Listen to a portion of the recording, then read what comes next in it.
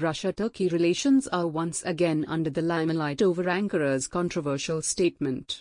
2 days after reaffirming ties with Moscow, Turkish Foreign Minister Mevlut Cavusogl has said that Ankara's position regarding its non-recognition of Russian sovereignty over the Crimean Peninsula has not changed.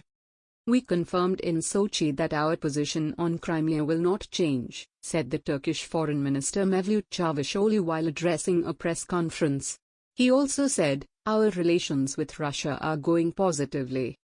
Russia is also aware of Turkey's position on Crimea and continues to reaffirm its stance over the same. Russian presidential spokesman Dmitry Peskov had earlier acknowledged that Crimea is one big difference in the relationship between Moscow and Ankara. Earlier in December, Cavusoglu had said that Turkey is willing to support the Russia-annexed Crimean Peninsula's return to Ukraine. His statement had come after the meeting with his Ukrainian counterpart Dmitry Kuleba. Meanwhile, AMN News has quoted the head of one of the committees of the local legislative council in Crimea, Yuri Gimpel, as saying that Turkey has its own vested interests in not recognizing Crimea.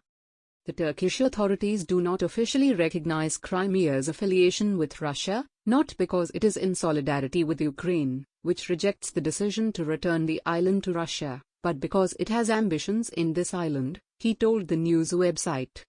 However, in spite of the differences with Moscow, Cavusoglu has underlined that the relations between the two countries are headed in a positive direction, which was reflected in the joint statement issued after the meeting with the Russian counterpart on Tuesday.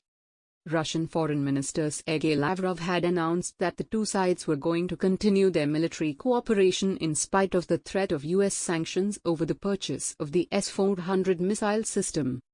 Traditionally, Moscow and Ankara have been partners, but they are currently at odds over several issues such as the Nagorno-Karabakh conflict, the Syrian conflict, and Libya's civil war.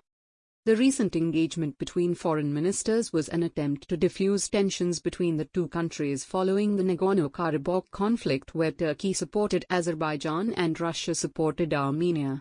Both sides are now monitoring the situation in the conflicted zone, where the ceasefire was brokered by Moscow.